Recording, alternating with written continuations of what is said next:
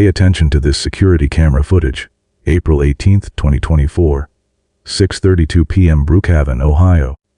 A residential CCTV camera mounted above a back patio records exactly 27 seconds of video.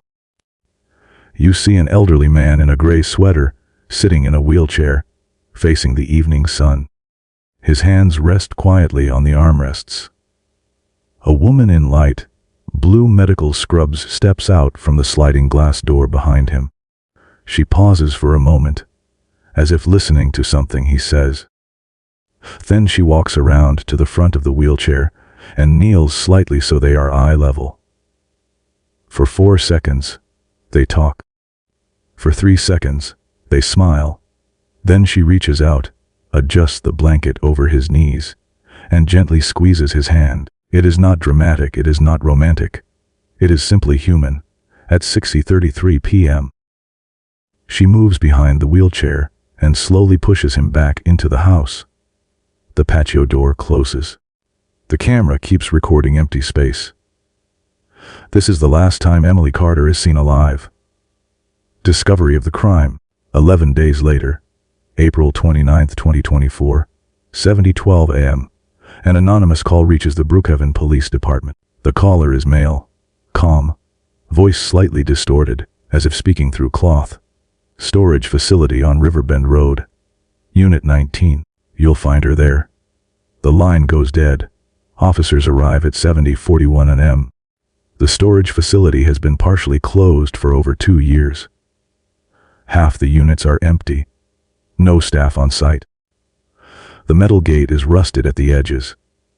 Unit 19 is locked from the outside with a cheap silver padlock. They cut it open. Inside the small concrete room, they find a woman lying on the floor beside stacked cardboard boxes. She is wearing light blue medical scrubs. Her identification card reads Emily Carter, age 34. There are no signs of robbery. Her purse is still there. Her phone battery is dead. The air smells stale, untouched. Detectives note something immediately. This does not look random. No forced entry to the facility. No stolen belongings. No obvious struggle in the unit. At first, local news reports it as a possible abduction. A crime of opportunity. Wrong place, wrong time. But by the afternoon, investigators begin to see a different picture. Most people think this was random. It wasn't. The old man's past. To understand why Emily Carter ended up in that storage unit, detectives go back nearly 3 years. January 2021. Harold Bennett, age 78, retired mechanical engineer, widower, living alone in a 2-story suburban home. One winter evening, his car is struck at an intersection by a delivery truck running a red light. Harold survives, but the damage is permanent. Multiple spinal fractures. Limited mobility. He will never walk unassisted again.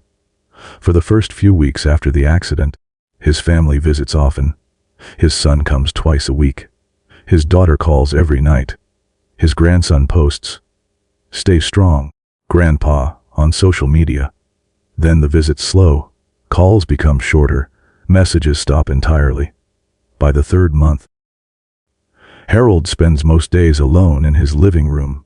Television on but volume muted. Medical records show missed therapy sessions.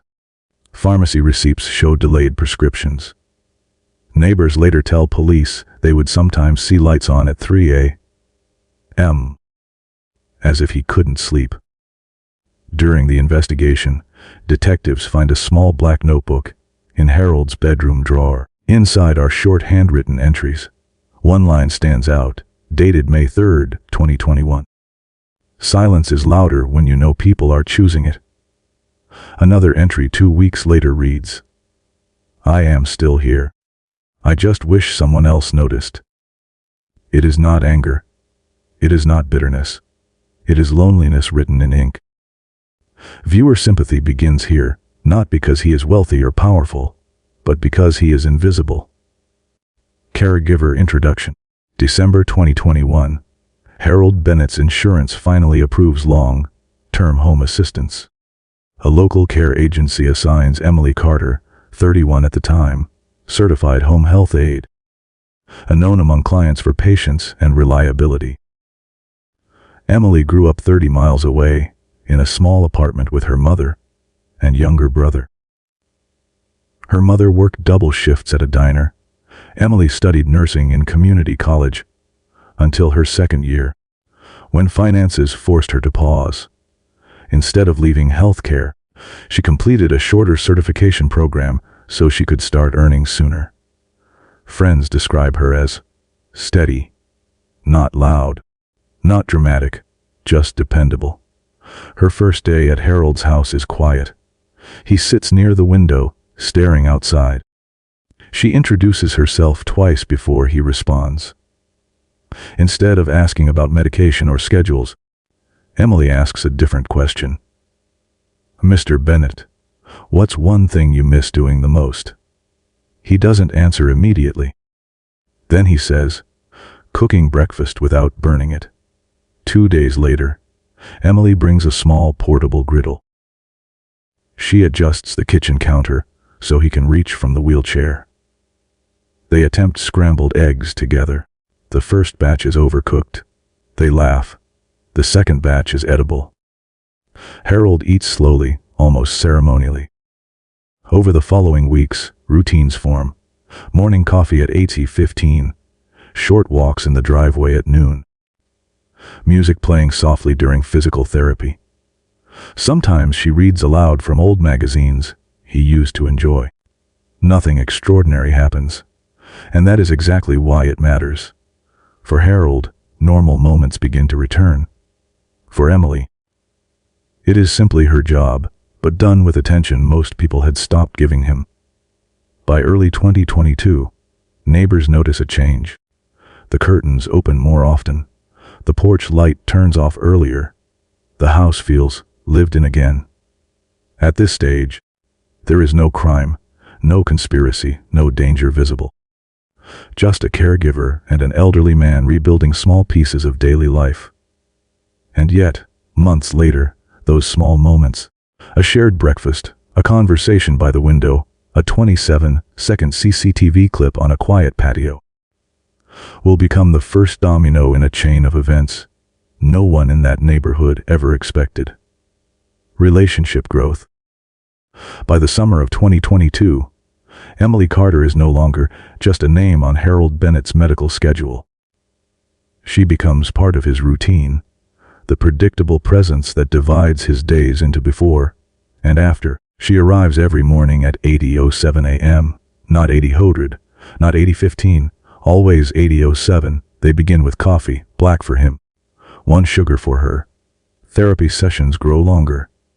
Harold's upper body strength improves slightly, not enough to walk, but enough to transfer from wheelchair to couch without assistance. Doctors call it moderate progress. Harold calls it hope.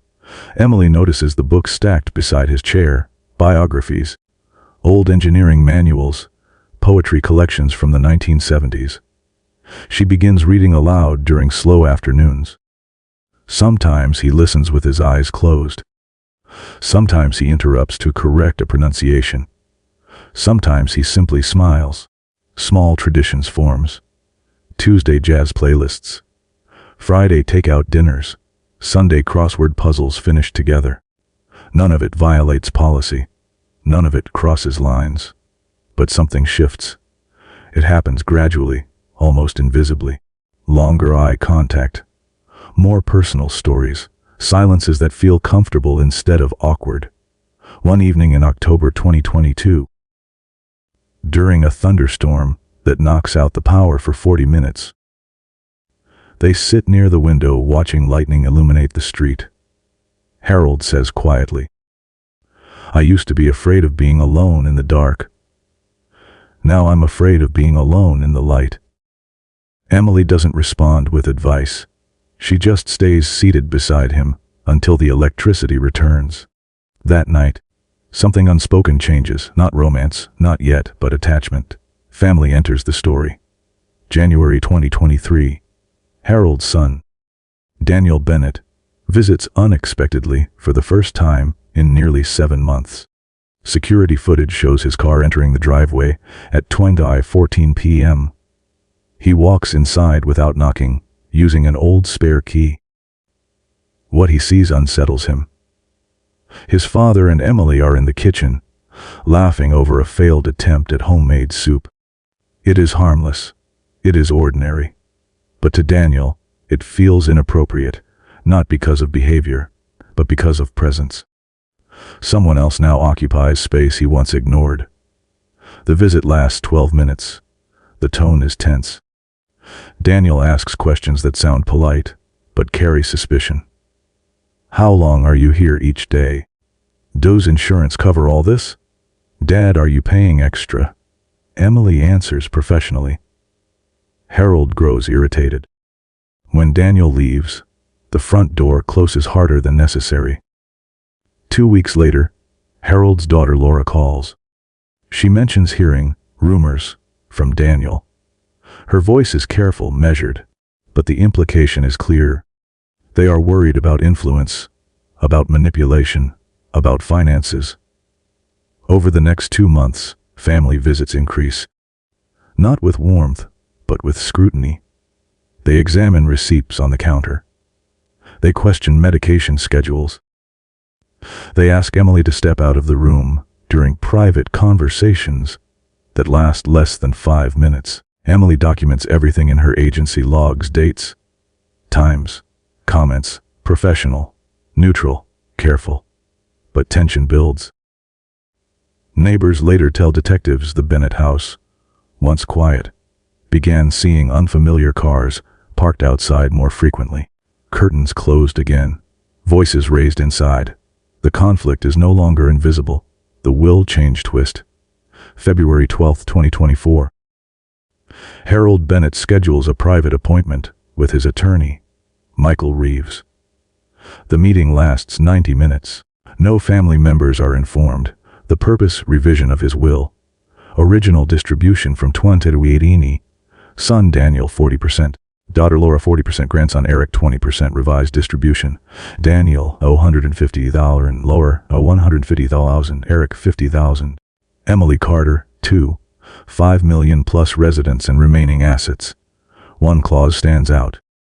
Any beneficiary convicted of a criminal offense against Emily Carter forfeits all inheritance, to be redirected to charitable organizations. The attorney later confirms Harold was evaluated for mental competence twice within the year. Both doctors declared him fully lucid, fully aware. The paperwork is signed, filed, legally binding. But legal documents rarely remain secrets for long. 3 days later, a junior assistant at the law office mentions the revision casually to a mutual acquaintance, who happens to know Laura Bennett. Within 48 hours, the entire family is aware, and panic begins. Family panic and secret plan.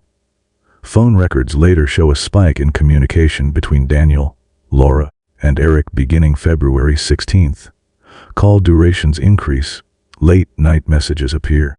Phrases like, "This can't stand," and "He's not thinking clearly," surface repeatedly. A private investigator is hired. Background checks are ordered on Emily Carter. Financial audits are requested. Results return clean. No criminal history. No suspicious transfers. No misconduct reports. Legal consultation follows. Lawyers advise that challenging the will would likely fail without proof of coercion or incompetence. Frustration shifts to desperation. In early March 2024, bank records show Daniel withdrawing large sums of cash in increments just below reporting thresholds. Eric rents a vehicle under a short-term business pretext.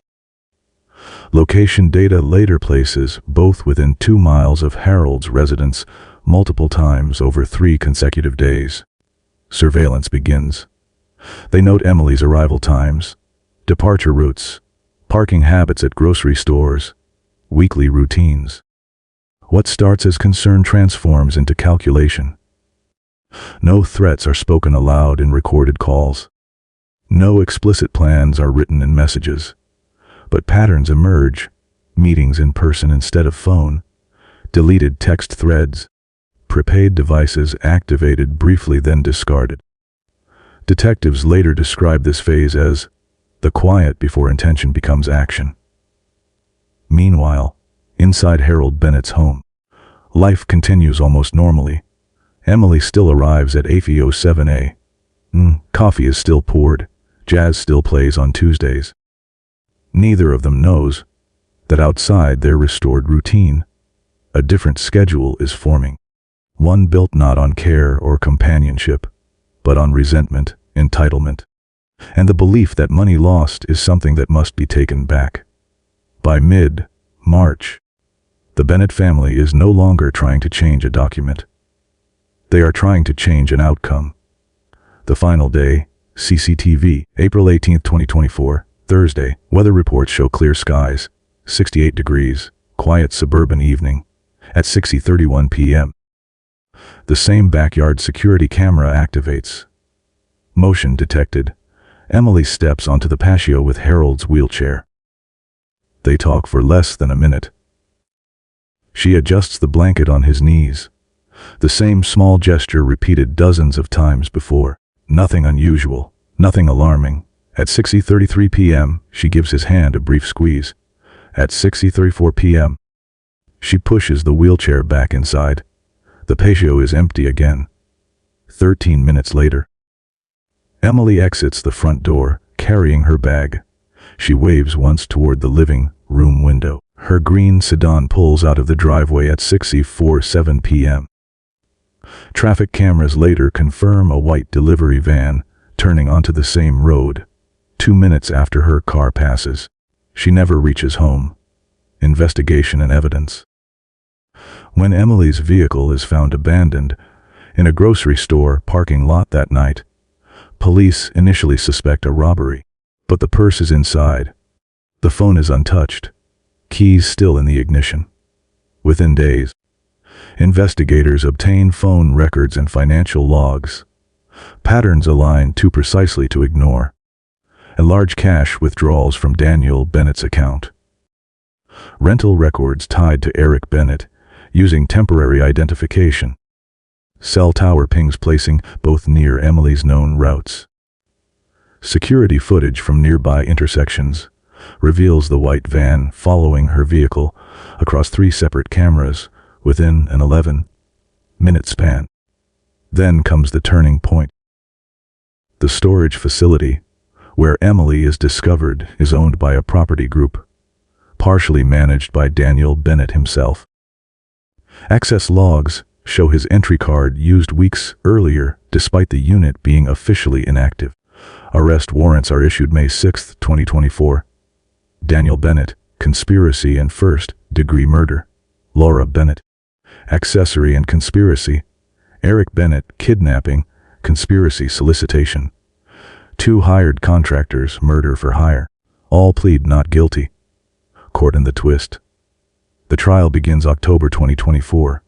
Prosecutors present surveillance footage, bank withdrawals, rental agreements, and deleted messages recovered through forensic analysis.